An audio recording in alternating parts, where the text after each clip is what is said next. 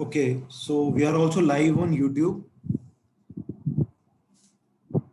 So very good evening to all the participants who have joined us here for this live session, a very interesting one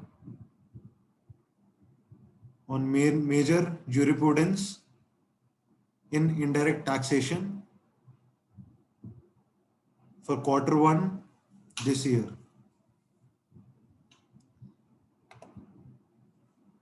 Before beginning the session, I would like to request all the participants to kindly turn off their videos for a better bandwidth.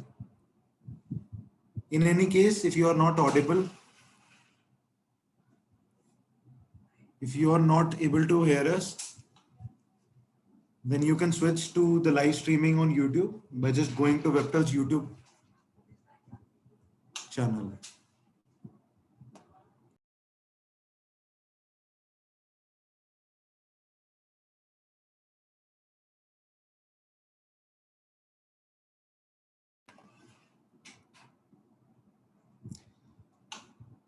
Let me start with the introduction of my organization, Webtel. Webtel is India's leading e-compliance company.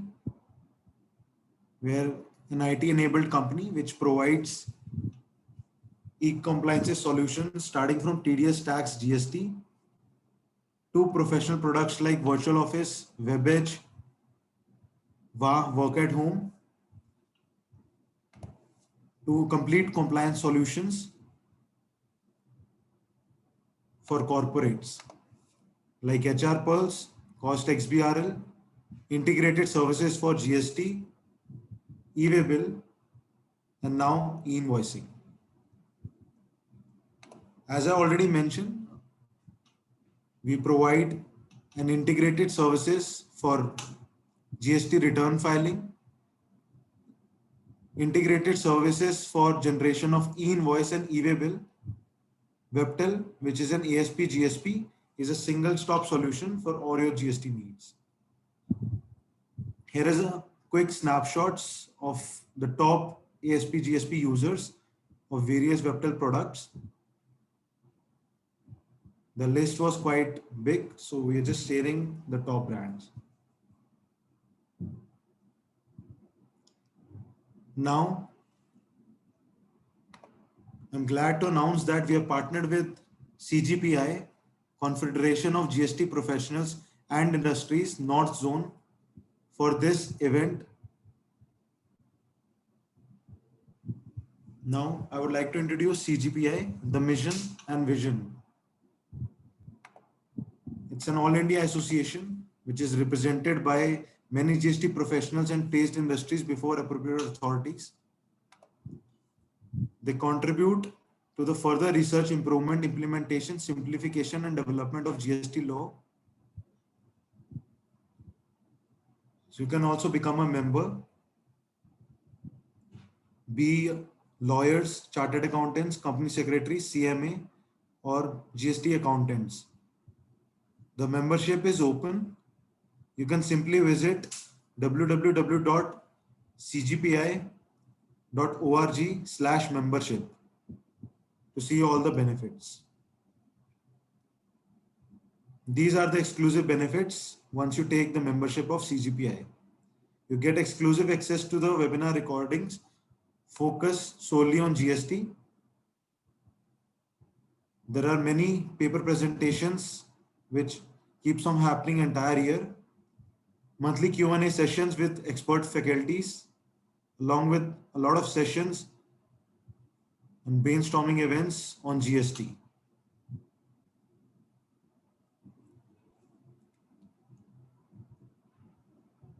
Now, coming to today's experts, I would like to introduce CA Pitam Goyal ji, who has over 10 years of professional experience in the fields of valuation, advisory, compliances, indirect taxation, business financing, due diligence, business advisory. He is a co-founder of VPTP & Co. and Tattvam Advisors. He was earlier associated with leading power generation company Renew Power Private Limited and Lanso Infratech Limited for the end-to-end financial closure of projects in terms of project loan and working capital requirement. He is a member of ICAI, having held all India merit position at all stages. Welcome Pitamji once again to our platform. Thank you, sir. Now, let us move to our second speaker, CA Gitika Srivastava. Gitika is a chartered accountant by professionals and holds more than 11 years of experience in the field of indirect taxation. She has worked with Lakshmi Kumaran and Sridharan attorneys and PwC before joining Team Tattvam Advisors as an executive partner. She has worked for clients across the sectors ranging from oil and gas, telecommunication, banking, e-commerce to FMCG. Welcome Gitika ma'am once again to our platform. Thank you, Shubham. Thank you so much. Now, without wasting much of time, let us come to today's topic, and over to you both for the presentation, because I think we have more than 150 people waiting for you to listen. Over to you guys. Okay, I'll share my screen. Sure. This is visible? Yeah, now it is. Okay. First of all, thanks to Team Webtel and CGPI for welcoming us and having us here for the session. In today's session, we are going to cover the major indirect tax jurisprudences that have been pronounced in the first quarter of 2021, which is like Jan, Feb, March. We'll divide the session into three parts. First part will be taken up by me, then second part will be taken up by Pritam, and then it'll again be taken up by me. Any question and answers, we would prefer to answer at the end of the session, or if in between you can drop them in your chat box, we'll try to answer them as and when it's possible for us to answer. In today's agenda, we are going to cover these 9 major categories. I'll not waste time in reading them out one by one. As and when we proceed with the session, we'll be able to discuss them in detail. The first one is the case law relating to DRI jurisdiction. This is a landmark case which has been pronounced by the Supreme Court in the case of customs, where the powers of the DRI was questioned whether the DRI officers can initiate any proceedings where any proper officer who has already undertaken certain assessments, can these proceedings can be reinitiated by any DRI officer or not. Before we go into the judgment detail, we'll quickly look into the major provisions which are relevant for the purpose of this case law. Section 234 of the Custom Act defines the proper officer.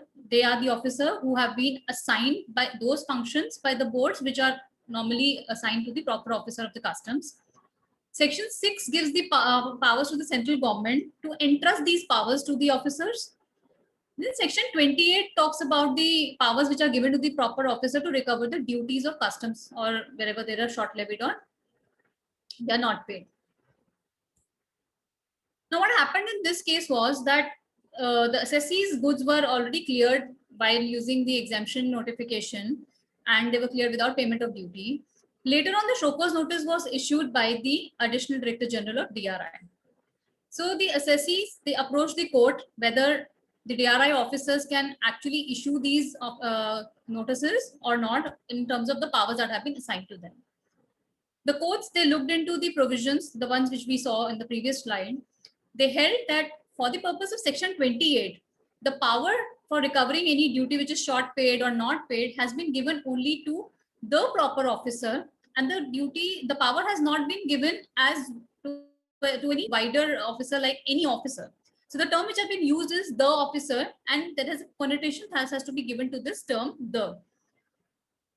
While pronouncing the judgment, the courts held that since the section 28 is more like an administrative review, the powers are to be exercised only by those officers who have already undertaken the assessment or any procedure in the past. So the section is not so widely covered to cover any officer under the law in any other parallel law who can come and raise the show cause notice and demand the duties, etc.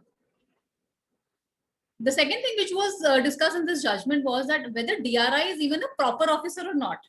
So like we saw in section 2, the proper officer is an officer who is assigned the functions of the board, but the functions are assigned by section 6.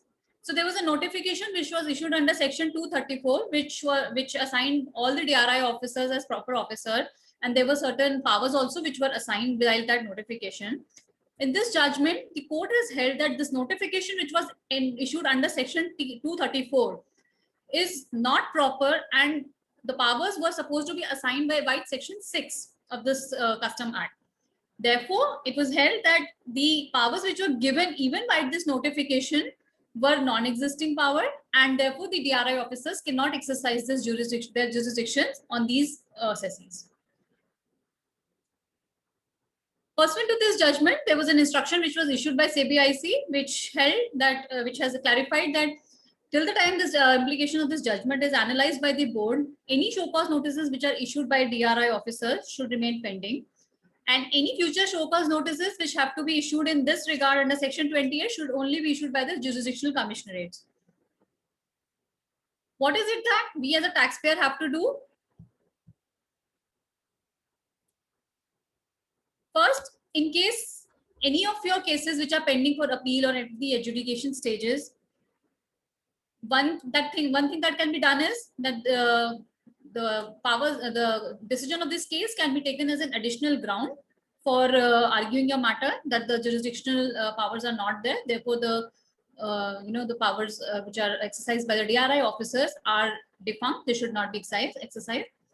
Alternatively, where you have not entered to the appeal stage or you don't want to adjudicate and the matter is still lying at the show cause stage, the assessees can go and file writ before the High Court, challenging these powers which have been exercised by the DRI officers and getting the show cause notice cashed by the High Court. There's one open issue which can be, which we thought we'll raise at this point of time, is that whether the ratio of this judgment can be applied in service tax and excise and also in the GST regime, where we are seeing that day in, day out, the DGGI is raising issues and issuing show cause notices. So this is something which we need to analyze in the light of the provisions of the GST, where the powers have been given to what officers. So this will be something very interesting to analyze, whether this judgment can be taken recourse of and the benefits or the relief can be taken in the GST regime or even the pre-GST regime and under service tax and excise law. The next important judgment that we are going to discuss today is relating to classification. This is a preliminary relevant portion that I thought I'll put before we move on to the judgment. This is relating to a landmark judgment of Supreme Court in the case of Westinghouse, where the question was this. Jitika ma'am, you have been muted. Can you unmute? Oh, I'm so sorry. Where did I got muted? Just now you can continue. Okay. Shubham, I'm getting a lot of these notifications of your, admissions. Just a minute. You can start from classification itself. Yeah. So I'm sorry for the inconvenience. Classification, this judgment was issued by the Supreme Court relating to the classification of relays which were used for the railway signaling equipment. This slide is depicting the contradiction that was raised by the assessees. Chapter 8536 covers relays. The dispute was regarding the classification of relays. And there was another chapter competing entry under chapter heading 8608, which covers the parts of the mechanical and electromechanical signaling system. So there was a dispute between these two entries. The dispute arose because of the rate differences. So the rate under chapter 8608 was lower as compared to 8536. This is a ruling under central excise law. Now the issue that was coming up, that assessee was arguing the matter that their product should be classified under 8608, while the department was of the view that chapter 8536 specifically mentions relay in the chapter heading. Therefore, the goods should be classified under this heading.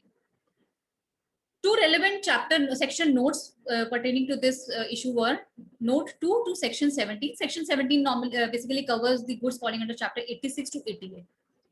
Note 2 specifically excludes those parts and accessories which are mentioned under the in the section 17, which are excluded. They have been specifically excluded if they are specifically covered under chapter 85. Then note 3 discusses about those parts and accessories which are solely and exclusively used for the goods falling under the chapter in this section. So therefore this contradiction came up, that whether the relays, which are parts of the mechanical and electromechanical signaling system, whether they should be excluded by virtue of note 2, because these were falling under chapter 85 and hence they could not be qualified under chapter 86, or note 3 should be applied straight away because these parts were for the sole and principal use for the signaling system. Interestingly, the courts held that the relays which were used for this railway signaling system are the parts which are solely, because they are solely used for the railway system, they should qualify for chapter heading 8608, despite the fact that note 2 of the section 17 had given a specific exclusion of those parts which would qualifying under chapter 85. So in nutshell, the courts have bypassed note 2 of section 17 and straight away applied note 3, applying the sole principal test, user test.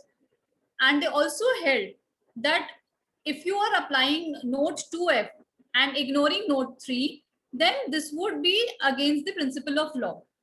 So basically, even if in order note 2F should have been applied before applying note 3, the courts gave more weightage to note 3 and straight away applied the classification under chapter 8608 as parts of railway signaling system, and not as the electrical equipment which were independently being classified under chapter 85. Now this has a huge ramification on various sectors, be it automobile sector, be it aviation sector. For railway sector, it was a beneficial judgment because the goods which are falling under the railways parts or the main equipments of railway, they qualify for a lower rate of 5% as compared to chapter heading 85, which qualifies for 18%, and in some cases it may also go for 12%. On the contrary, if the same ratios apply to the automobile sector, this is going to have a huge ramification. Reason being, if you start qualifying these parts as the parts of the main product, which is like motor vehicle, these parts will also attract a higher rate of 28% as compared to what the industry is today paying at 18%, 12%, or maybe 5% in some cases. So according to us, this judgment has kind of deviated from the correct position of law. But having said this, since it's a larger bench decision, it is the law of land, and the assessees need to follow it. Interestingly, we'll have to see that if there are any litigations which will be raised, crop up in future, because after this judgment, the department is more likely to go back to the industry and start issuing show cause notices based on these classifications. The next set of judgments cover the issues relating to free of cost supplies. Free of cost supplies, what we in general understand is the supply which are given without any consideration. So these judgments are all under pre-GST regime. Therefore, we'll only refer to the provisions of service tax. Under service tax, valuation provision very clearly said that anything which you are charging from your service provider for providing those services will form the part of consideration. Anything which is not, and whether it is monetary or non-monetary, keeping aside that, if you're not charging anything or you're not recovering anything from your customer, that should not form part of the consideration. Now, the disputes arose in various issues relating to the FOC supplies, where the recipient is supplying certain product. It could be any item, any material, etc., which is required to be used by the provider of the service while providing his services. So the courts in all the cases, these are all tribunal judgments. They relied on the Dhyana Builder case, where it was clearly held that something which is not charged by the service provider can never form part of the consideration. And more so to say that anything which you have agreed upon at the time of your contract, that a particular product or a particular material should be provided by the recipient, and it is not the responsibility of provider to provide it. If it is a free of cost supply, it means that it has been agreed between the parties that the service provider is going to provide their services subject to these conditions. The condition being that some materials will be provided free of cost by the recipient, and therefore, just because they are used by the service provider, by simply because of that usage, they will not form part of the consideration, which is also substantiated by the language of the section 67 and also supported by the larger bench decision of tribunal in case of Bayana Builder. Similar view were taken in all the three judgments wherever there was any free supply which was given by the service recipient to the service provider. The courts in all the cases have clearly held that once it is a free supply and it was not supposed to be provided by the supplier, it will not form part of the consideration. Next set of judgments will discuss about the eligibility of ITC. Section 16, this is the main section which talks about the ITC eligibility. It clearly says that any goods, services which you are procuring in the course of furtherance of your business will qualify for eligibility under the GST law. Section 16(2), it gives a certain conditions that it should be paid to the government, the documents, etc. should be available. Then there's a negative list which is provided under section 17(5), which categorically rules out certain conditions, certain situations where even if there are certain procurement which are made in the course of furtherance of the business, by specific exclusion are disallowed for the purpose of taking the credit. Section 140 is important because there is a case law on the transition of credit. Section 140 of the CGST Act talks about how the credits which were accumulated in the pre-GST regime should be transitioned to the GST regime.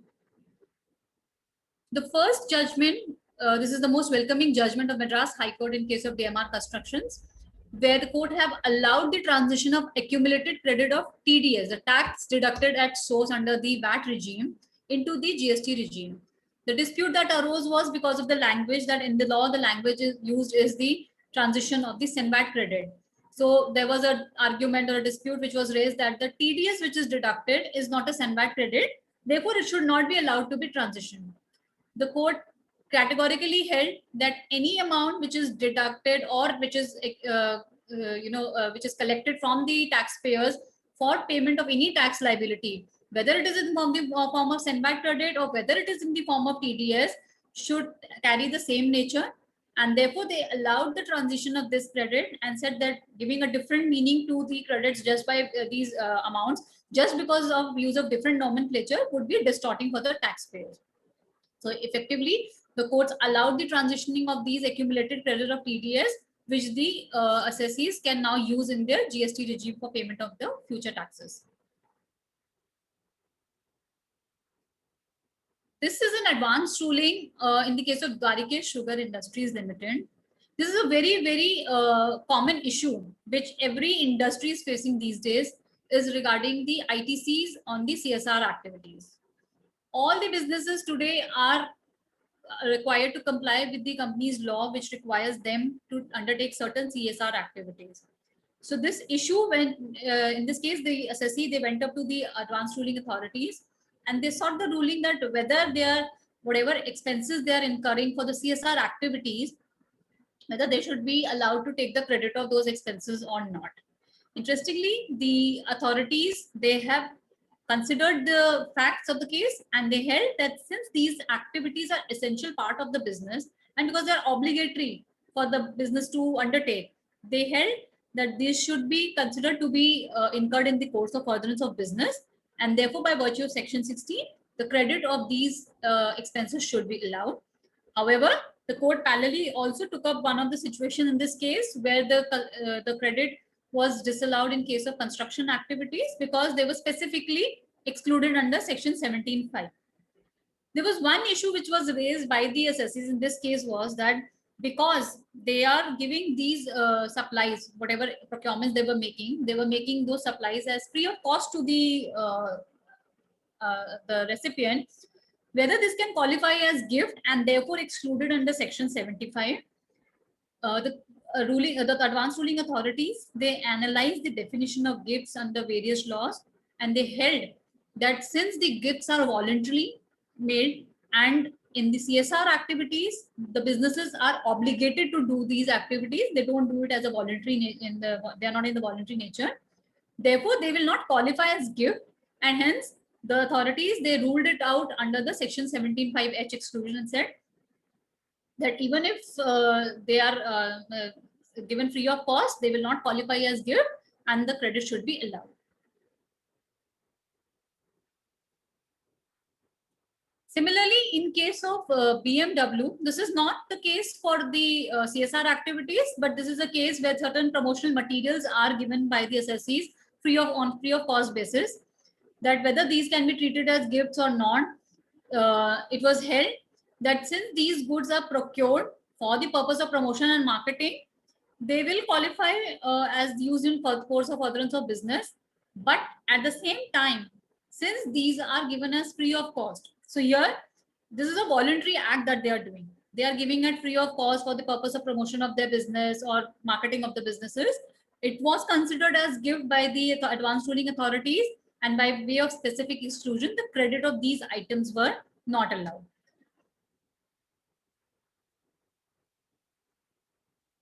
Likewise, in the case of Page Industries, there were two types of supplies which were happening. One was the supplies of non-distributable items like hoardings, the billboards, the standees, etc. These were given to the franchisees or their distributor for a limited period of time, and this was again taken back by the assessee. It was held that since these items, the ownership of these items are not transferred to any franchisee or distributor, so first of all, they don't even qualify as supply.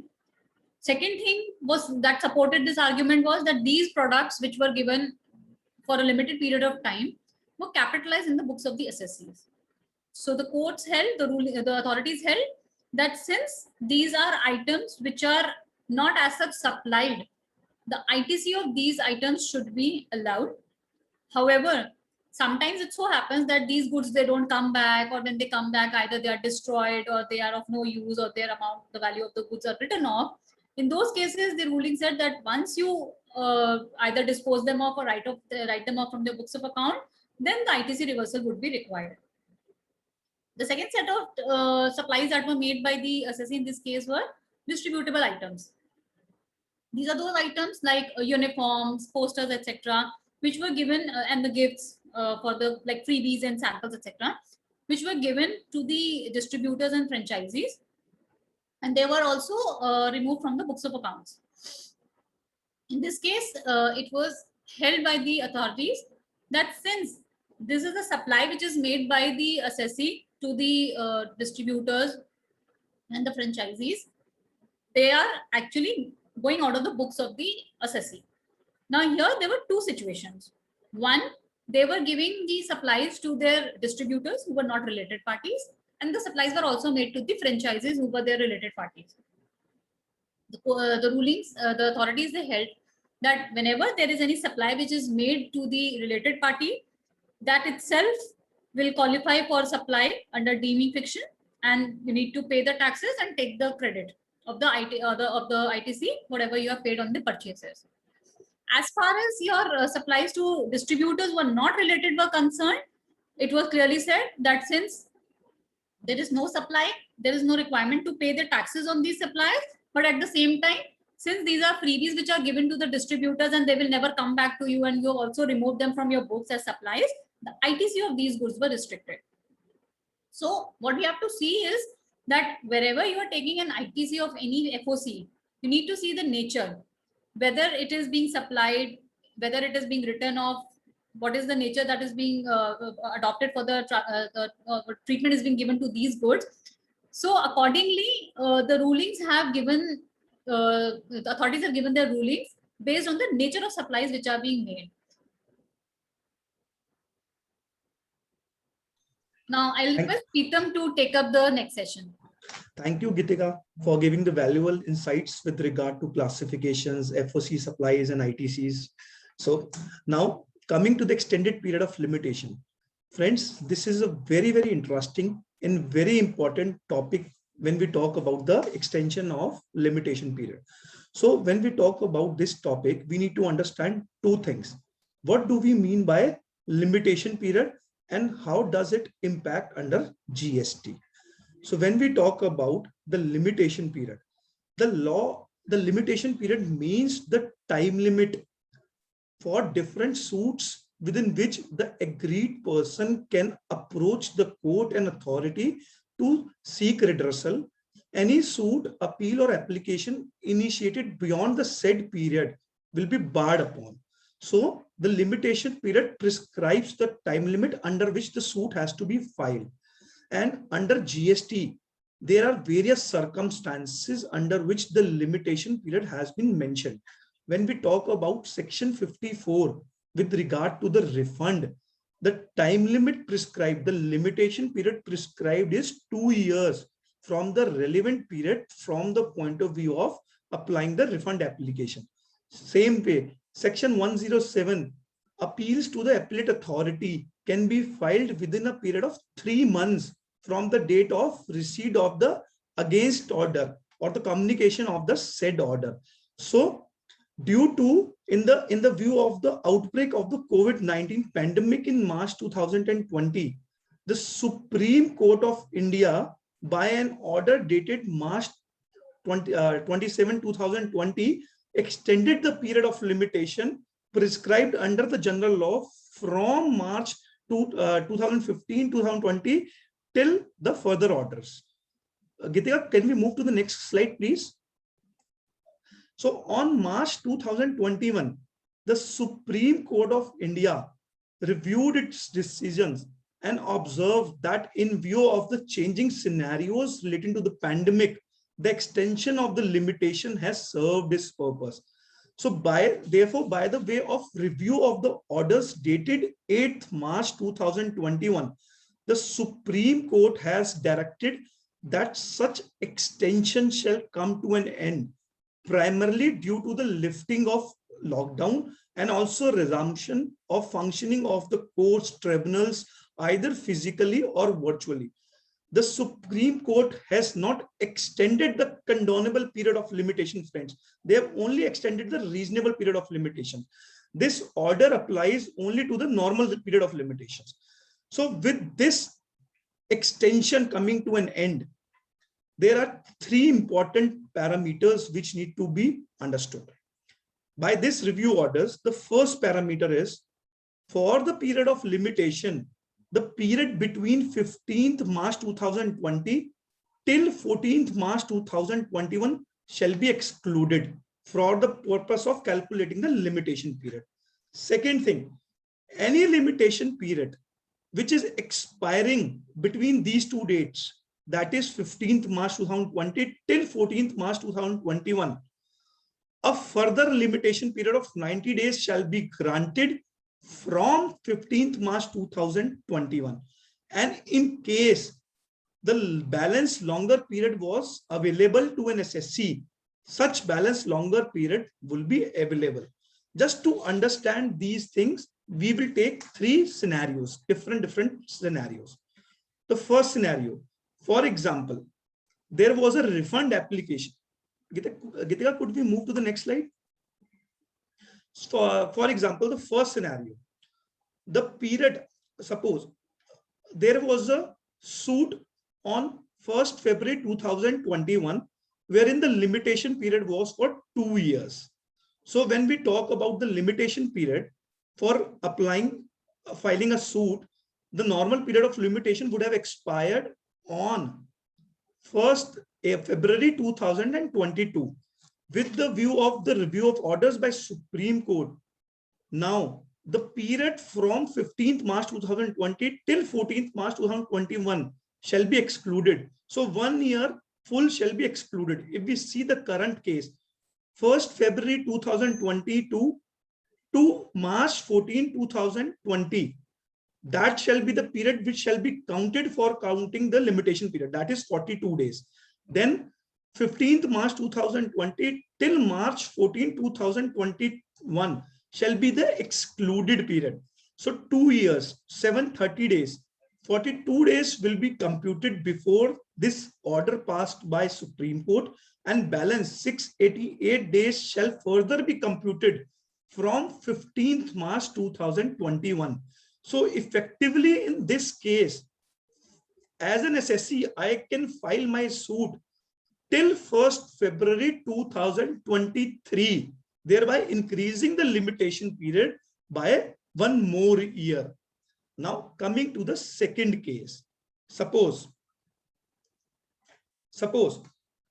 the limitation period expires between March 15, 2020 and March 14, 2021. In that case, as we discussed earlier, the balance remaining period for the limitation period or 90 days, whichever is higher, shall be granted for filing the particular suit application. So let us explain this again with an example. Suppose there was a refund application which was supposed to be filed by March 15, 2021, or say 31st of March 2021. Now, if we see the limitation period, there was only 15 days under which we could file the refund application. But due to this review orders, we have been granted an additional period of these 15 days or 90 days, whichever is higher. And the effective date shall start from 15th March 2021. So we can file those refund applications within further period of 90 days. So just to give a holistic view, with the review of the orders passed by Supreme Court, as an SSC and as a GST consultant, we can definitely take the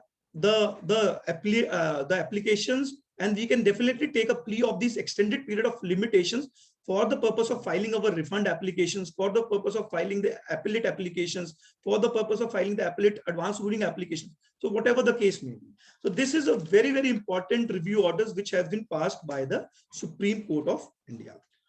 Now, coming to the next topic, which is with regard to the liquidation damages and the compensations with regard to the tolerance of an act. So when we talk about this topic, we need to understand the definitions which has been defined under Service Tax Act as well as GST Act.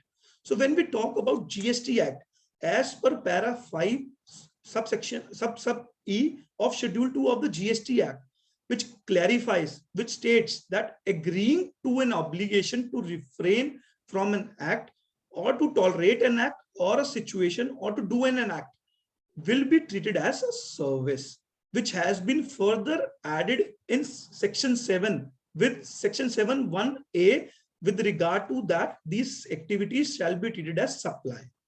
Now, when we talk about service tax, section 66E subsection E declares these services to be again in the nature of same lines which are there in GST Act, that is agreeing to the obligation to refrain from an act or to tolerate an act or a situation or to do an act. So if we see the definitions under GST and Service Tax Act, these are identical. So there is no dissimilarities when we talk about the entries which were there under Service Tax Act as well as the GST Act. So under first quarter of financial year 2021, there have been judgments pertaining to the service tax laws and also pertaining to the GST laws, where there are the judgments are overlapping among each other, irrespective of the entries being identical. Just to understand these entries, I am taking an example. Suppose as a builder, I have given a contract to A for building a tower, and I have specified a time period of 2 years to complete that tower. Now, in case A does not complete the tower within the specified time period of 2 years, I will levy him a penalty of 5 lakh rupees for not completing the tower within a period of 2 years. So when I impose, suppose within the period of 2 years, the tower was not constructed. So as a builder, I am imposing a penalty of 5 lakh rupees on A for not completing the tower within the specified time period of 2 years. So now when we come to this thing, the department has two type of views. The first view is such that I have agreed to tolerate an act of not completing the construction within the time period. So that is the first leg or the first school of thought which department takes. But when we see subsequently, the intention of the parties was never to impose the penalty, or neither of the parties was in the nature that they would impose the penalty with regard to these contracts. The contract, when it was entered, it was only a conditions of the contract. It was never intended that this shall be formed as a part of consideration of to a contract. The penalty which has been imposed is only pertaining to the penalty component, which was a condition to this contract. So when we talk about the judgments coming during this calendar year, the first quarter of this calendar year, there are two sets of judgments. The judgments which are passed under service tax laws pertaining to the issues pertaining to the service tax laws. Second, judgments with regard to the GST laws. So when we talk about Cestech Delhi with regard to the Southern Eastern Coalfields Limited, they have categorically stated that the penal amount charged by the builder, in this case, it was for the lifting of coal. So the penal amount charge will not form part or will not form consideration for tolerating an act, and hence the said amount will not be part, said amount will not be subject to service tax. The second judgment which was passed was with regard to the Honda Cars India Limited. Again, it was a Cestech Delhi judgment. This judgment pertains to the positive entries which was there under service tax law, which pertains to years previous to 2012. So in this, again, under positive entry note, the entry for tolerating to an act was not mentioned, and hence the Cestech Delhi categorically stated that the cancellation fees for termination of the technical collaboration agreement shall not form part of the consulting engineering services, and hence they have not checked the validity of the tolerating to an act when we talk about the Cestech judgment. Again one more Cestech judgment with regard to the service tax. In that judgment, they have taken the plea of Southern Eastern Coalfield Limited, and hence they again categorically have not levied the service tax over the penalties levied with regard to these entries which we have discussed earlier under service tax and the GST laws. Now, friends, when we come to the GST judgments, which has been there under, which have been passed under Q1 of this calendar years, the appellate or the advanced ruling authorities judgments, they have categorically stated that these penalties, these nature of penalties will be treated as tolerate to an act, and these shall be subject to GST, over which GST has to be paid by the agreed person. So when we talk about Haryana AAR with regard to Haryana State Warehousing Corporation, there was recovery of interest as holding charges, over which the Haryana Advanced Ruling Authority has stated that the GST need to be levied under over these holding charges as tolerate to an act. Then again, another appellate authority judgments when we talk about Gujarat AAR in Amil Pharmaceuticals Private Limited. Again, notice pay, they have categorically stated that this is again in the same nature and the GST has to be paid over these amounts. So now when we talk about these things, there have been overlapping provisions under GST as well as the service tax judgments. But just to be on safer side, the Delhi High Court under Ratan India Power Limited has stated on a prima facie note that GST should not be applicable on these penalties, but they have asked the respondent to accept and also issued the notice to give their responses, after which only the judgment shall be passed. But as a tech GST professional, when we talk about these friends, we are on a very, very strong footing that these should not form part of these entries with regard to tolerating an act, as these were only a conditions to the contract, and the intentions of the parties were never to basically to levy the penalties, whereas the intention of the parties was to complete that construction within a particular time frame. So when we talk about this entry, these entries need to be read in a positive manner, not in a negative manner. So as a tax professional, we have a very strong argument that these type of entries should not be leviable to GST under these entries at all.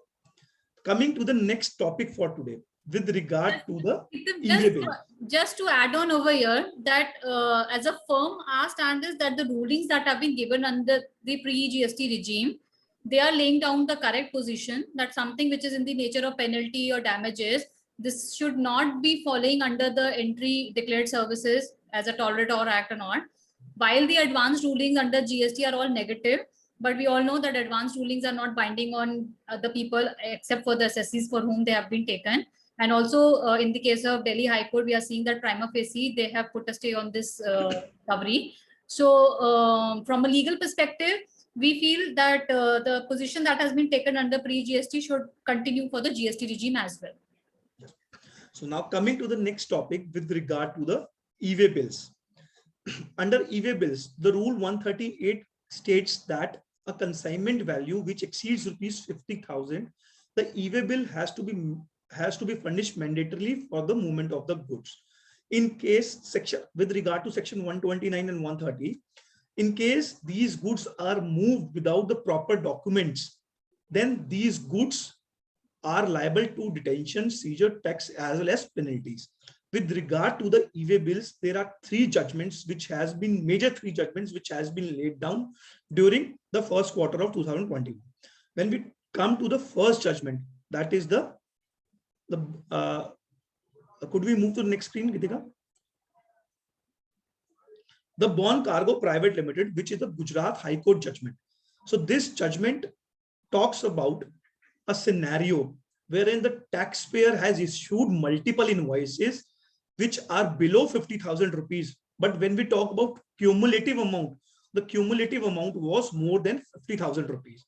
Just to explain, I have issued two invoices, 30,000 rupees each, and I am moving the goods against both the invoices under the same lorry number. Now, the intention of the law or the intention of the rules and the sections was never ever to break a single invoice into multiple invoices and to move the goods without issuing the e-way bill.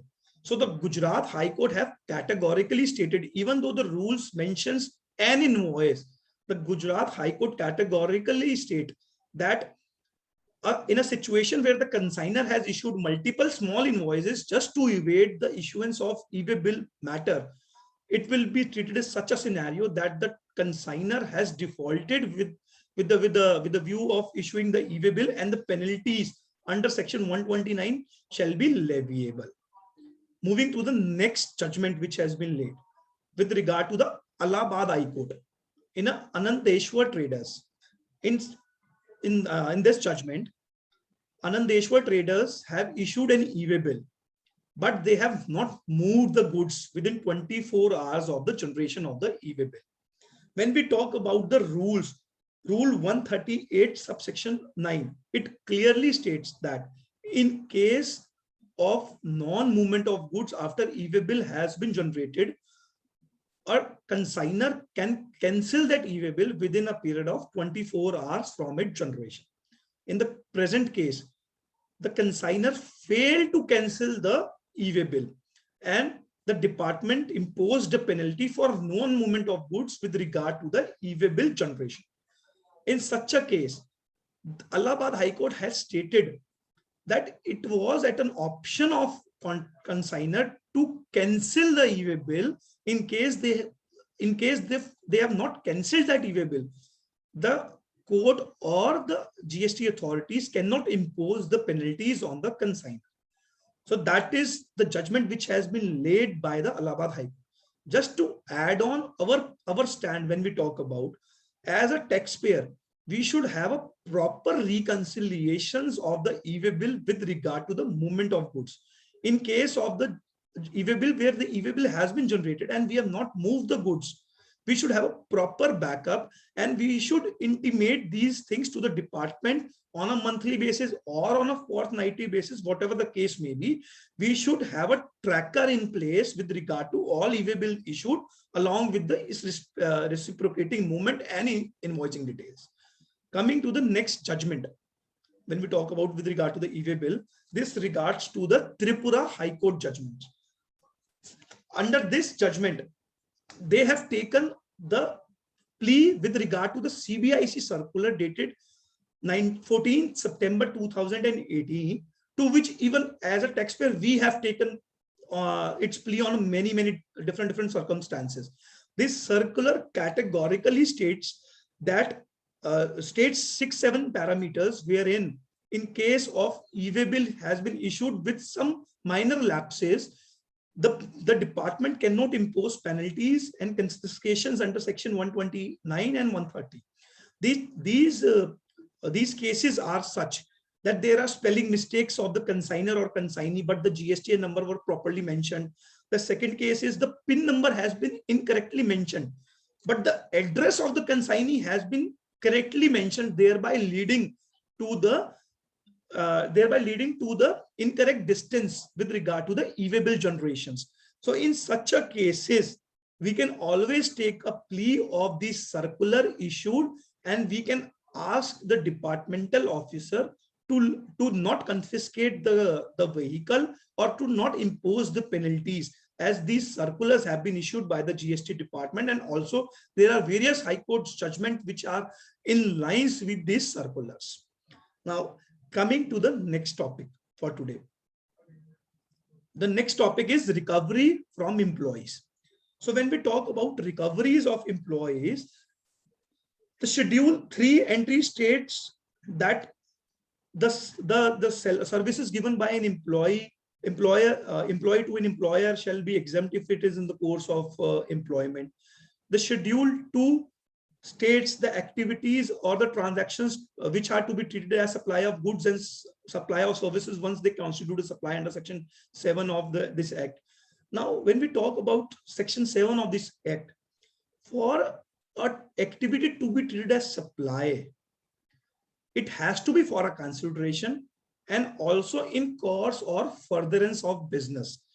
When we talk about the judgments laid down under Q1 of this calendar year, this relates to section 7 with regard to in course or furtherance of business.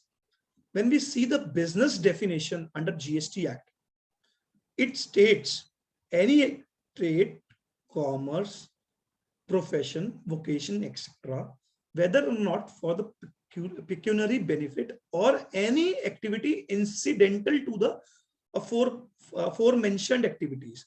So any activity which is incidental to the main activity shall also form business under section 2 subsection 17 of the GST Act. So this was the background under which various judgments has been laid down under this. So when we talk about the first Advanced Ruling Authority, Gujarat Advanced Ruling Authority judgment, under this, there was canteen facilities provided to the employees at a subsidized rate. So Gujarat Advanced Ruling Authority has categorically stated in Amneal Pharmaceuticals Private Limited that provisioning of these canteen facilities to our employees shall be treated as the incidental or the ancillary activities to the main business, and hence these will be treated as business activities and shall be subject to transaction or supply under section 7, and GST over it shall be payable.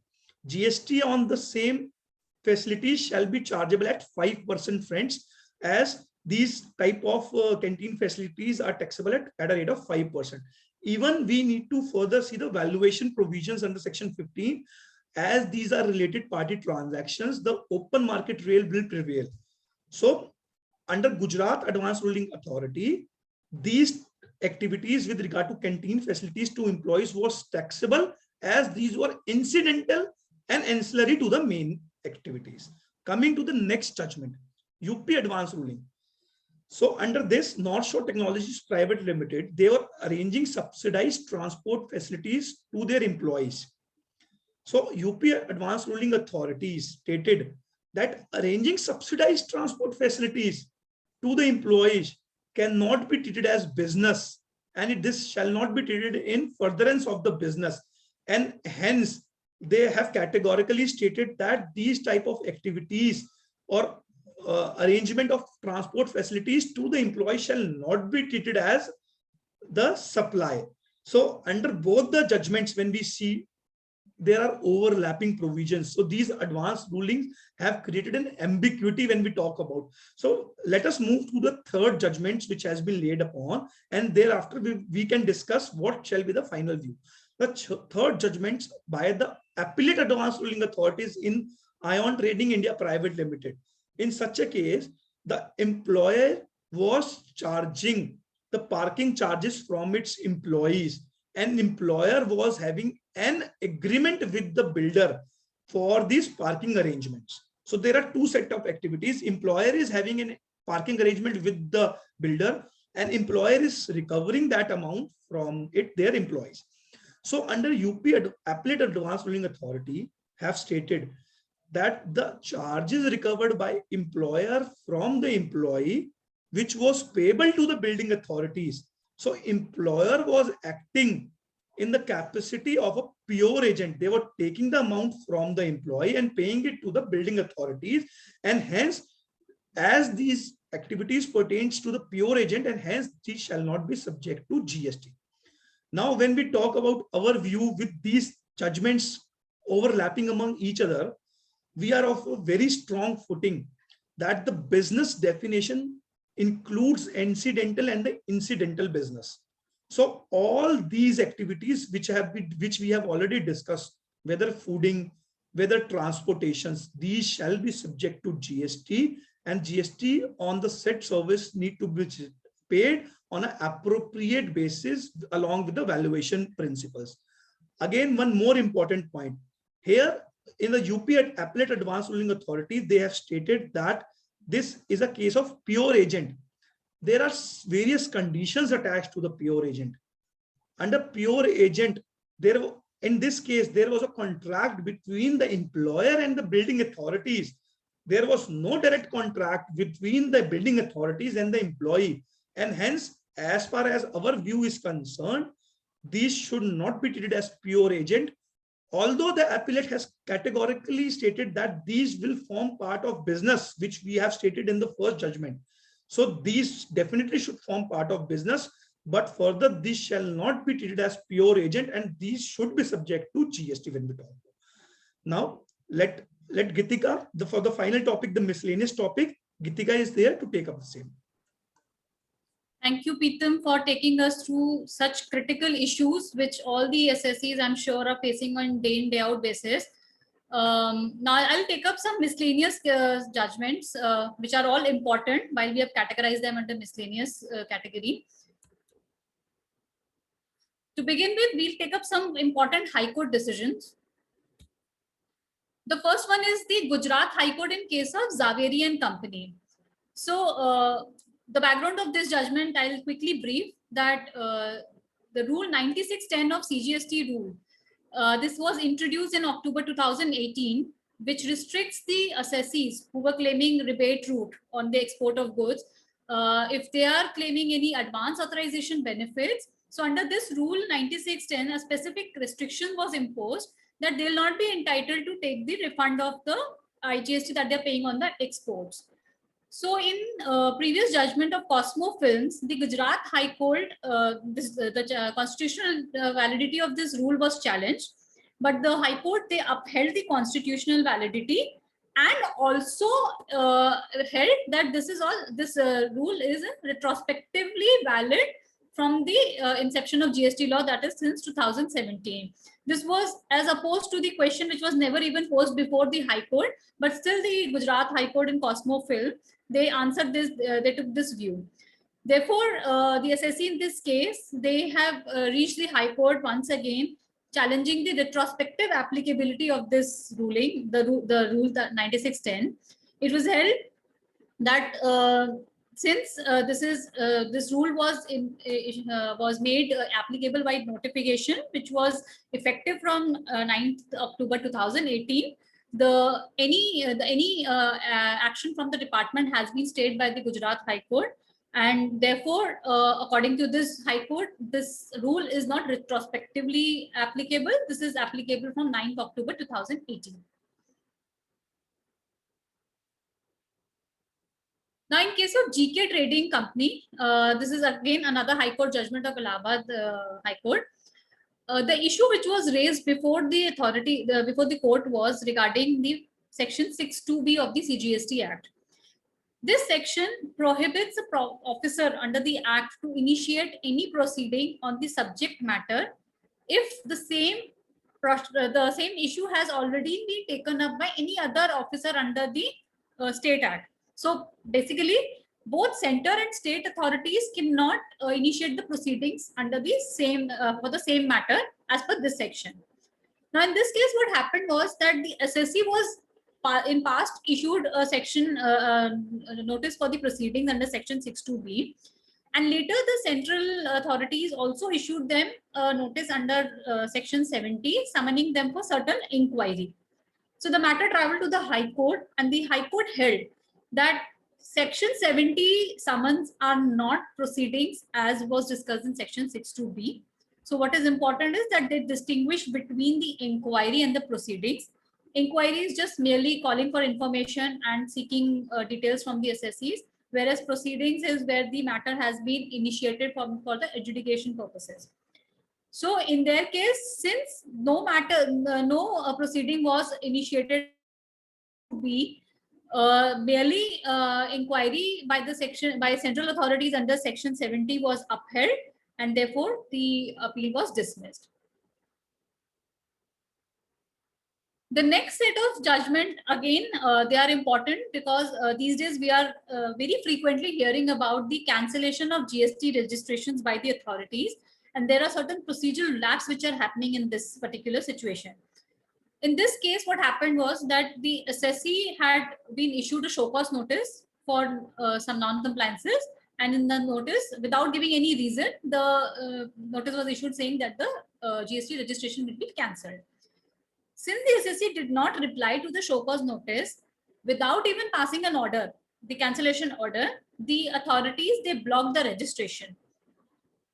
Therefore, the SSC went to the High Court, and it was held that one, the show cause notice should be issued with the reasonable arguments, the reasonable grounds, it should be issued. And unless until the authorities, they issue an order for cancelling the registration, assuming that it's an ex parte order because the SSC is not responding to the replies, they cannot cancel the registration just by going onto the portal. So this was held against the principle of natural justice, because this is going to hamper the business of the SSC. They should know beforehand that their registration is being cancelled. So therefore, it was asked the registration should be restored, and the SSCs were directed to give a suitable reply to the show cause notice which was issued earlier. On the similar lines, in the case of skyscrapers, under the same High Court, the SSC's registration was cancelled without giving any opportunity of being heard. So there was a show cause notice issued, reply and all was submitted, but there was no hearing which was provided, and an order was passed without giving them any opportunity for presenting their case. So the High Court held that since this is again against the principle of natural justice, you cannot simply cancel the registration without letting the assessee present their case and giving them an opportunity of being heard.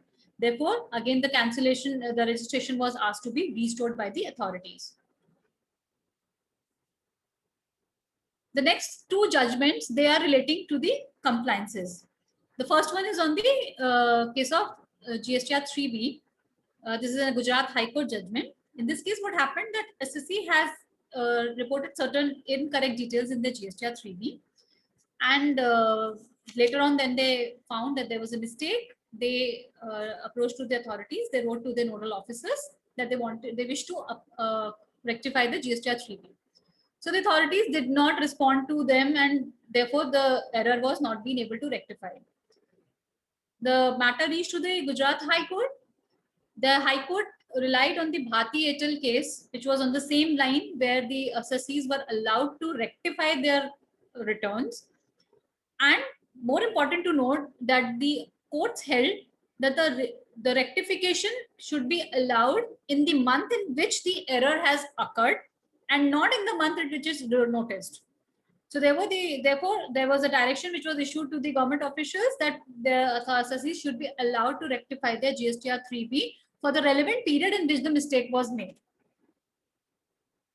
Likewise, in the case of Pentacle plant machineries, the SECI has reported certain incorrect information in GSTR1, because of which the recipient was not able to take the credit. When the matter was highlighted to the SSE, they wished to rectify the returns, which of course was denied with the authorities. There was no procedure which was available, that you cannot go back in times and amend the returns. The court held that since the entire procedure which was laid down under the GST compliances of auto population and the methodology where the the rejection, acceptance, etc. was allowed of the data, where there could have been a procedure of double checking, that was not available. So human errors are bound to happen. In this case also, the Madras High Court, they held that the assessee should be allowed to amend their GSTR1 if there is any human error which has happened. Now, the interesting part which has to be seen in these two cases is that while the courts are allowing you to make the amendment in the relevant period where the errors have happened, till date, we have not seen any mechanism which is coming in the portal, or the authorities are giving any via media through which these amendments can be made. So while these are welcoming judgments, but we find that practical implementation of these judgments is still not possible, considering the limitation of the portal's restrictions. And as a firm, an advice would be that while you are doing these compliances, monthly reconciliations and rectifications and all should be taken up on timely basis. And since there is a timeline which is given under the law for the next financial year of September, by which you can make any amendment to your 3Bs and GSTR1. So it would be prudent to undertake that practice, continue to do these reconciliations and look into the books before you reach the next financial year's September return, because these judgments, they are allowing you to make the changes, but portal has no facility as such where you can make these judgments, and therefore you will continue to face the practical difficulties at the ground level. Then looking into some appellate authority orders, which are very crucial for the current business scenarios. This is an appellate authority order which has been issued in case of export of services. In this case, the Indian subsidiary was providing certain services to the foreign holding company. While claiming the export benefits, there are certain conditions which are given under the law, in which one of the condition is that the parties, which are the provider and the receiver, should not be the mere establishment of distinct persons. So in this case, what happened, that the assessee was claiming the refund of the services which they were exporting to the foreign holding company, and they were claiming the refund of that IGST which they were paying on the export. The department denied the refund on the grounds that you are merely establishment of distinct person, and therefore the exports conditions are not qualified. The authorities in this case, they looked into the explanation to Section 8. Section 8 basically talks about the export situations. It clearly says, it basically talks about the intra-state supplies, and it mentions that if there are two establishments of same persons, then they should not be treated, they should be treated as distinct persons, and therefore with this condition being in place, the export condition will not qualify. In this case, the courts, they held that since the Indian subsidiary as well as the foreign holding company, there were two different independent entities. So once there are two legal entities, separate legal entities, they will not qualify as establishment of same entity, so as to say that they are establishment of a distinct persons. Secondly, they said that at best, these two entities can be treated as related persons by virtue of the definition which has been given under the law. Therefore, following the decision of Linde Engineering, the courts held that the holding company and the subsidiary company are not establishment of single person. Therefore, they qualify for the exports benefits because they are not just the establishment of distinct persons, and they are two separate legal entities. Now, looking into some rulings of the Appellate Advance Authority. This is the Rajasthan AAAR in the case of Kalani Infrastructure. This case, the SSE was providing the hostel accommodation services. Along with that, they were also supplying facilities like food, gym, etc. So the SSE, they approached the authorities to confirm if the supply they qualify as a composite supply of hostel accommodation or it would be a mixed supply. Surprisingly, the Rajasthan, the matter went to the appellate, the advanced ruling authority. They held that this is a mixed supply because hostel accommodation is independent of the food supply and they cannot be said to be naturally bundled and all. And this ruling of the advanced ruling authority was upheld by the AAA, the appellate ruling. They relied on the West Bengal AR in the case of Surge Educational Center to hold that wherever you are giving any supplies along with the accommodation, it should not be treated as an incidental or a ancillary supply. According to us, this ruling is not laying down the correct position. When we have to see that what is qualifying as a composite supply, the most important thing is that we have to see that they are naturally bundled.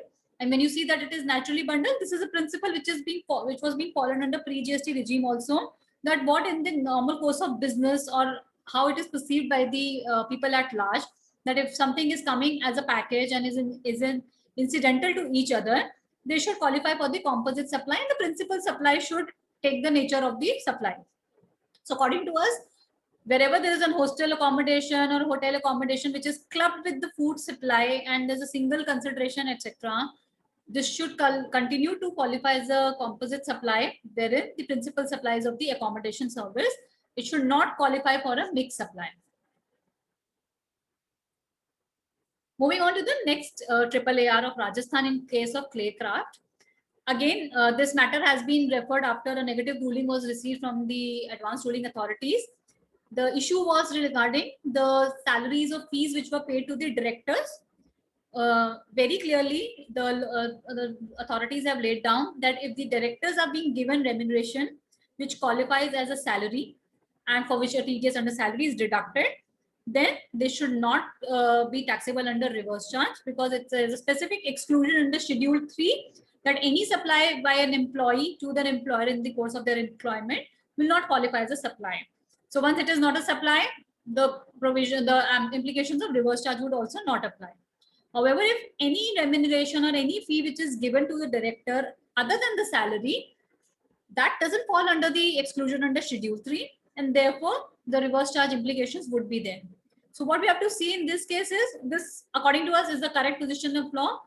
If any director fee is being paid, we'll have to see whether this fee is being paid as a part of his employment or as a salary component, and if any TDS is being deducted under salary at the head of salary, then there is no need to pay tax under reverse charge. However, if there is any payment which is made to the directors other than the salary or beyond the employment contract, then this would be treated as a supply by these directors to the company other than in the course of employment, and therefore the reverse charge implications would be there. However, you should keep in mind that just because the TDS of salary is deducted itself would not substantiate the position. The issue or the relationship of the director with the company as an employee should be coming out from the documents, which could be your employment contract, the policies of the company, etc. So while taking this position, please ensure that your documentations are in place, and whenever you are paying anything as a salary, it should be substantiated by relevant employment contract. The next ruling is in the case of Abhishek Darak. This is again AAAR. This is for the case of sale of developed land. Now, in this case, the authorities have held that any amenities or any beautification, etc., which is being done on the land by the SSE would change the nature of land from merely being a land to the provision of services. And they held that the developed land that they are selling, they are giving to the customer is not merely the sale of land, but it is the provision of service, and therefore it should be taxable in the GST. According to us, this ruling is not correct, because anything which is made, which is any construction or any amenities which is made on the land and which is under a mandate of any authorities like RERA, while it is enhancing the value of land, but it is merely incidental to the supply of land. So you cannot say that the land is just an incidental part and main thing is the supply of services. It's the other way around. The main supply is happening of the land. All these activities which are happening are merely incidental, and therefore sale of such developed land should still qualify for the exclusion from GST as sale of immutable property. And our view is that any such activities which is done on the land only for the purpose of making it more marketable or due to some mandatory requirements under the law, it should not take away the nature of the property as an immovable and start taking it as a services. Now we'll look into some advanced rulings. This is an advanced ruling of Haryana in the case of Willem Frixe. This is relating to the expats movement that happens from the overseas companies to the Indian company. And then Indian company is paying certain salary to the expat in India, and the amount is being reimbursed by the overseas company. This is a very, very common issue, which is been prevalent ever even in the service tax regime and now also in the GST regime. What was different in this ruling was that in this case, the expats were coming from the head offices outside India to a liaison office in India. So the assessee, they wanted to get a clarification from the rulings, from the authorities, that whether this can also be treated as the supply of manpower by the head office to the Indian entity, and for which they are getting the reimbursement of the salaries. The advanced ruling has clearly mentioned that the liaison offices, they are part of the head offices. They cannot take any independent activity. They don't have any independent presence of their own. So they never qualify as a separate independent person. So once there are no two person involved, the provision of services or any supply is also not possible. Therefore, it was held that since there is no supply between the LO and HO, any payment which is being made by the overseas to the liaison office in India will not be a consideration for any service. This is a correct ruling, which is in line with the provisions of the law. We all know that LOs, they don't independent functioning, they don't function independently. They have to work under the edges of HOs. So once they lose the character of being an independent entity, there can never be a supply between an HO and an LO. The next ruling, again, this is an interesting ruling in case of Ashiana Housing Limited. This was regarding the external development charges and infrastructure development charges, which the developer was collecting from the buyers and depositing it to the authorities. The assessee, they argued that since the amount that they're collecting from the buyers is one imposed by the authorities, the government authorities, and it is being passed on to the state government without taking any markup. So they wanted to qualify themselves as a pure agent. The ruling, the authorities in this case, they looked into the section 15 of the law, wherein it was clearly provided that any amount which is qualifying for the value of supply should include any charges which are also levied under any law for the time being in force. So according to them, any charges which is recovered under any other law will qualify for the value, for the inclusion under the value of the supply. And they also said that you don't qualify as for a pure agent because the conditions which were laid down under the pure agent were not being met.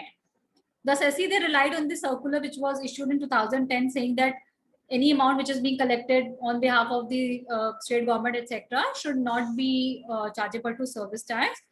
The authorities held that this circular nowhere clearly mentions that the developer is qualifying as a pure agent. Therefore, reliance on this circular is misplaced, and these charges which are collected by the developer from the SSCs would be included in the value of the supply that they are making. The next advanced ruling is about the supplies which are happening at the restaurant counter. In this case, what was happening was that the supplier was having two counters. On one counter, they were merely supplying the food products, and there was no service element involved like giving them sitting facilities or serving food to them. And there was another counter where the people were also served food and they could also take away food from there. So the assessee, they approached the advanced ruling authorities to confirm if the treatment would be same for both the counters or there could be a different treatment. The advanced ruling authorities have held that the counter from where merely sale is happening and there is no service element involved, it should be treated as supply of goods, and therefore the tax should be paid as per the value, as per the tax applicable on the goods.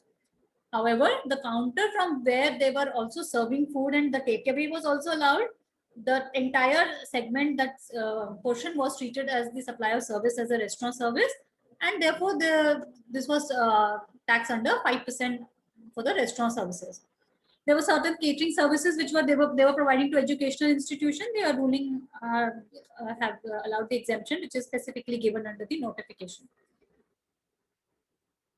So for the restaurant service provider, whenever you're deciding, this is a very important factor, that how do you decide whether it is merely supply of goods or merely supply of, or it's a supply of service from where you can also sell the goods. So from a practical standpoint, sometimes it is very difficult to prove these issues. But if you can substantiate by way of the setting, the setup of the structure, that the counter from where you're merely selling the good, there is no sitting facility, no one can be served food or any service can be provided, then this ruling can help them in taking that position that they are merely supplying goods. And wherever there is any service element involved, but it also has a takeaway facility, it would be difficult to take an argument that it is merely supply of goods. There's one important pre-GST decision. This is relating to the air travel agents in the case of Kapila Hospitality. In this case, the assessee was an air travel agent. They were getting certain target-based incentives, and they were also getting certain incentives from foreign companies, which were allowing them to use a software. So it was disputed by the department that you are promoting the services of the airlines by achieving the targets, and also of these CRS companies by using their software. It was the issue went to the CSTAT Delhi, and it was held by the Delhi tribunal that since the travel agents, they are providing these services in the course of their own business, so any incidental promotion that happens for the airlines by achieving targets, or for the CRS companies by way of using their software, would in itself would not mean that they are providing any business auxiliary services of a promotional activity. They are still providing air travel agent services, and since the assessee was paying taxes under air travel agent services, no additional demand under any other category can be raised on the assessee. So this is something which was a very tricky issue for the travel agents, where there was a composition rate which was allowed for the travel agent, and the authorities were raising show cause notices for these incentives or target based incentives, or maybe for the user software. So this is a very favorable judgment to this sector, because by these show cause notices, the demand were very huge because of the quantum which was involved in the form of incentives which were given to these travel agents. I think that is from my side. Any question?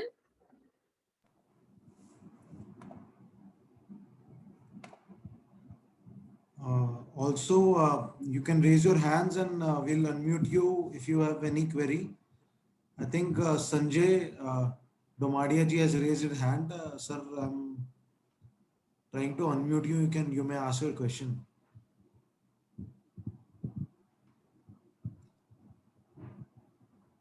Yes, Sanjay ji, you may speak. Hello. Yes, sir. Yeah, I'm audible. Yes, sir.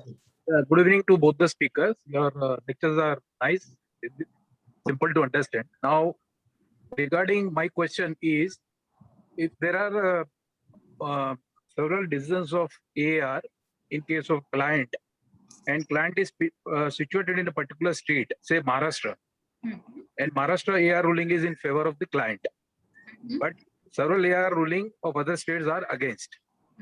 So, should I take a call based on my Maharashtra client registered in Maharashtra, the ruling given by Maharashtra, will it be applicable for my client? Thanks for your question, sir. See, honestly, the rulings are not binding to any person other than who has applied for the ruling. But definitely, this ruling would have a persuasive value because it's a Maharashtra advanced ruling. It is unlikely that the tax officers are going to go against these rulings. So, because both are from the same department, the advanced ruling is also from the authority side, and the tax officer also from the revenue side. So, in those cases, I think if you have a favorable ruling, it would be suggestible that you can take the benefit of the ruling, and at least at the lower authorities, the court, you'll get a favorable judgment. And regarding the second question is regarding the place of supply issue in case of intermediary services, where the client is receiving the commission in foreign exchange from abroad, Okay.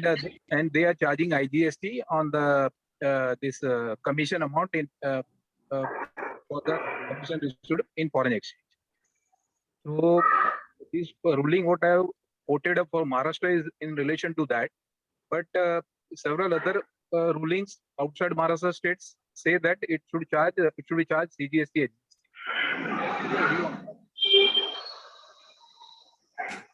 Yeah, sir. See, as regard the legal position is concerned, while Maharashtra ruling is saying that the IGST is applicable, as per the law, we are of the view that CGST and SGST should be applicable for intermediary services. And I don't know if you want to claim any export benefits. This you might face difficulty in future because even if you say that the ruling is in favor, the courts are also not bound by the advance rulings.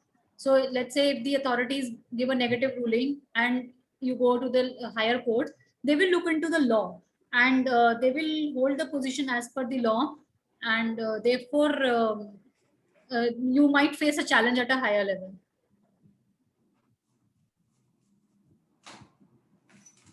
Alpha Dagaji, I've unmuted you. You may ask the question. Hello, sir. Thank you for such a wonderful, knowledgeable session. Sir, I just want to know more about restaurant services. Could you please clarify once again? Ma'am,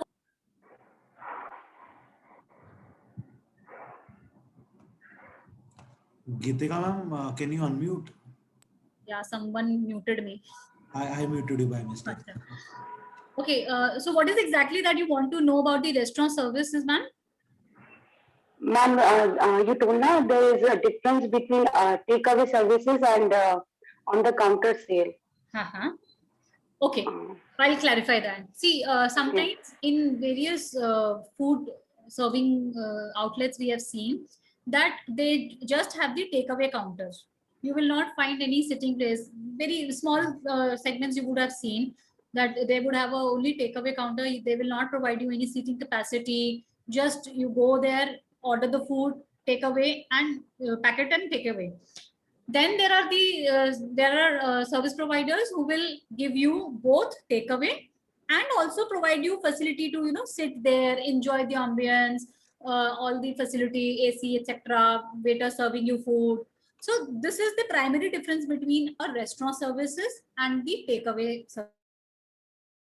That in many cases we have seen that the SSEs or the service providers, they make two separate counters. I'll give you a classic example of McD's I've seen personally, that in one of the locations in South Delhi, McD's have a separate takeaway counter. So you need not go up to the restaurant, the sitting area, just order the food at the counter over there, and they will pack the food and give it to you. Whereas when you go to this restaurant place, they will place it on the tray, give it to you along with the, all the accessories, etc. And they will give you a sitting place. There will be an air conditioned location, etc., etc. So this is the primary difference, which in many cases we have seen it's very difficult to prove. But if you can have a different counter where no one is allowed to sit, so maybe a separate counter, a separate floor to be precise, where you can only just go, pick up the food and come, then it is like a takeaway counter, and you can argue that there is no service which is being provided at this counter.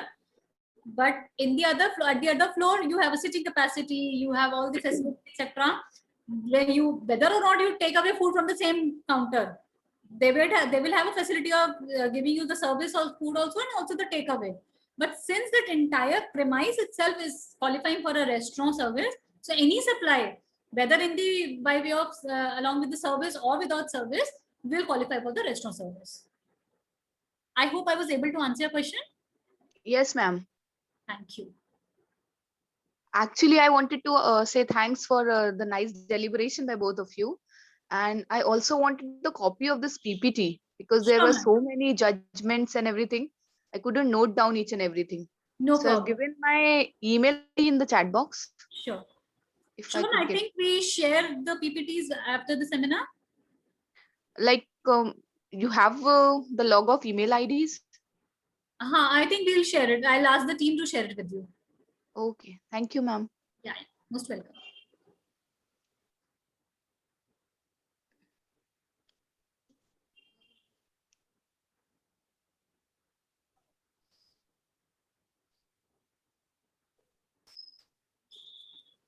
Any other questions that we need to take up?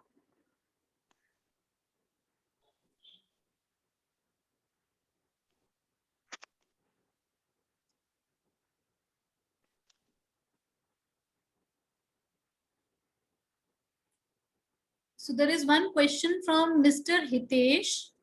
He's asking, SSC having a business and GST registration in Maharashtra, also has an IMUL property in Karnataka, which is let out, and is billing from Maharashtra as IGST. Is that okay? Or is it like he has to take separate registration in Karnataka? So this is going to be disputed because you have a property in Maharashtra, and since you're letting it out, they would say that it's a place of business. So authorities will come up and say that you need to take registration in Karnataka and charge CGST and SGST from Karnataka itself. I have one last question. Yeah. It asks about the applicability of GST where manufacturer provide incentives in the form of free goods, TOR, etc. to the dealer basis turnover achieved. This is the target based thing. Yeah.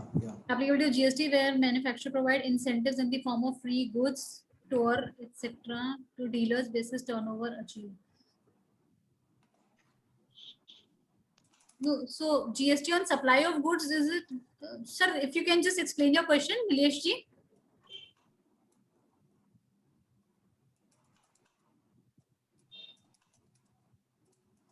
Nilesh ji, are you there?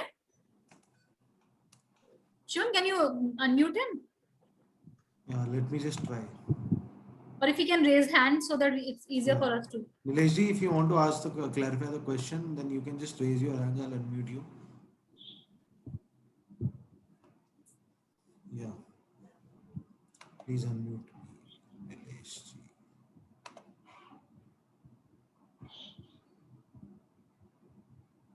I think this is more relating to the free supplies, FOC supplies. I've unmuted him. Hello. Yes, sir. Yes, Nilesh ji. Yeah. First of all, thank you very much for the seminar was very informative. So my question is regarding that only, regarding free supply. So manufacturers sometimes we have lots of judgments which you have taken in your session, but still I want to have the clarity. Like sometimes they provide point system and the dealer can come on the portal and then they can buy a goods with the points. Okay, so whether the manufacturer has to pay GST on the free supply or they need to reverse the ITC. That is my question. Okay, so these dealers are anyway related to you? Are they related persons to you or they're independent parties? They are independent parties. So okay, sir, in case of independent parties, free supplies without consideration will not attract GST. However, the dispute is always on the reversal of ITC. There is one school of thought which says that because these ITCs, these free supplies we make to the dealers because for the promotion of our business, etc., therefore the ITC should be allowed. However, since there is a specific exclusion in our view, the ITC should be reversed in these cases. So on the outward, no tax should be paid because it's a free supply and these are not even related persons to you. But as regards the ITC is concerned, this has to be reversed. Does that answer your question, sir?